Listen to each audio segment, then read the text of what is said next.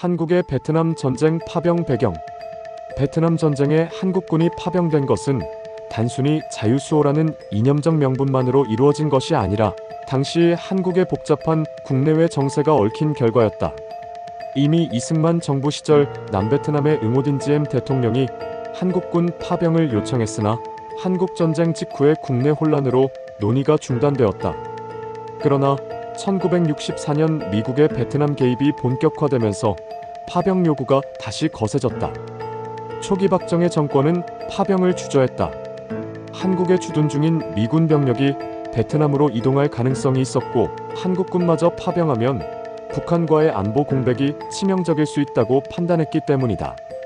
그러나 박정희 대통령은 베트남 파병을 세 가지 주요 목적을 달성할 기회로 삼았다. 첫째, 미국의 지원을 얻어 국군의 전력을 현대화하는 계기로 삼았다. 둘째, 파병에 따른 막대한 경제적 이득을 챙기는 것이었다.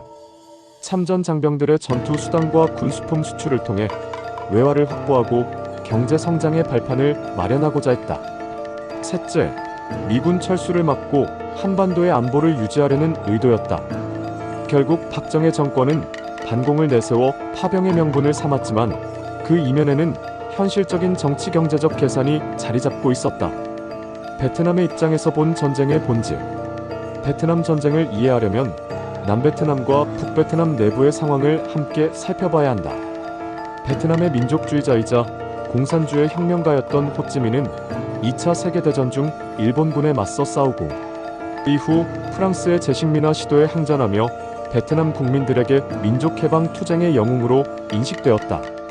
반면 남베트남의 응오딘지엠 정권은 미국의 지원을 받았지만 족벌 정치와 부패 그리고 가톨릭 우대 정책으로 국민의 대다수인 불교 신자들의 반발을 샀다. 또한 남북 총선거를 거부하면서 스스로 정치적 정통성을 잃어버렸다. 이러한 배경 속에서 호찌민은 통일전쟁을 공산주의 대자유주의의 이념, 전쟁이 아닌 민족 해방 세력 대 식민주의자의 구도로 포장하는 데 성공했다. 남베트남의 반정부 세력과 합쳐져 결성된 베트콩은 남베트남 정부의 무능과 부패에 대한 국민적 불만을 동력으로 삼아 빠르게 세를 확장했다. 중대 전술기지와 한국군의 교리 발전. 베트남 파병 당시 한국군은 노후화된 M1 게런드 소총을 주력으로 사용하고 있었다.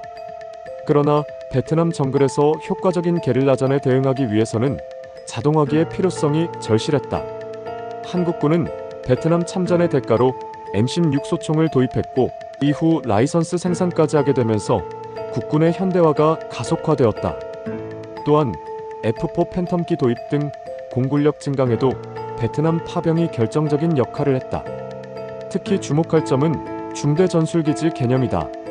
최명신 사령관이 도입한 이 전술은 베트콩과 민간인이 뒤섞인 베트남의 상황에 맞춘 한국군만의 독자적인 전략이었다. 기존의 대대 단위 작전 대신 중대 단위의 소규모 부대가 전술기지를 구축하여 게릴라전에 대응하는 방식이었다. 이는 한국군의 피해를 최소화하고 대민 접촉을 통해 정보를 얻는 데 효과적이었지만 전황을 결정적으로 바꾸지는 못했다는 한계도 있었다. 베트남 전쟁의 성격은 무엇인가? 베트남 전쟁은 단순히 이념 전쟁 또는 민족 해방 전쟁 중 하나로 규정하기 어려운 복합적인 성격을 지닌다. 베트남 정부와 일부 진보학자들은 이 전쟁을 프랑스와 미국의 식민 지배에 저항한 베트남 민족의 자주성 투쟁으로 본다. 실제로 호찌민은 항불항미 투쟁의 지도자로서 국민들의 절대적인 지지를 얻었다. 한국의 보수 세력과 미국의 네오콘들은 베트남 전쟁을 공산주의의 확산을 막으려는 반공 투쟁으로 인식한다. 실제로 북베트남은 중국과 소련의 막대한 군사 지원을 받았으며 베트콩 역시 북베트남 노동당의 지령을 받았다. 베트남 전쟁은 냉전의 진영 논리가 신생 독립국가의 탈식민주의화 과정과 복잡하게 얽힌 결과이며 단순히 자유나 민족이라는 단일한 가치만으로는 설명할 수 없는 복합적인 국제전이라는 것이다. 베트남 전쟁의 진짜 교훈. 베트남 전쟁의 가장 중요한 교훈은 한 나라의 패망이 외부의 간첩이나 반정부 세력 때문이 아니라 내부의 총체적인 문제에서 비롯된다는 점이다. 남베트남은 군사력과 경제적 지원에서 우위를 점했음에도 불구하고 지도층의 심각한 부패와 무능, 그리고 잦은 쿠데타로 인한 정치적 혼란 때문에 국민들의 신뢰를 잃었다. 이러한 상황은 베트콩이 세를 확장하기에 더없이 좋은 환경을 제공했다. 또한 미국의 베트남 개입은 장기적으로 실패한 정책으로 평가된다. 미군은 막대한 물자와 병력을 투입했으나 부패한 남베트남 정권을 지원하는 방식은 국민들의 지지를 얻지 못했다. 더 나아가 미국 내 강력한 반전 여론은 전쟁 수행의 동력을 잃게 만들었고 결국 미군이 철수하면서 남베트남은 몰락의 길을 걷게 되었다. 베트남이 현재 과거의 적이었던 미국과 협력하며 중국을 견제하는 실용적인 외교를 펼치고 있는 점이다. 이는 과거의 상처를 용서하되 잊지 않는 베트남의 역사인식을 보여준다.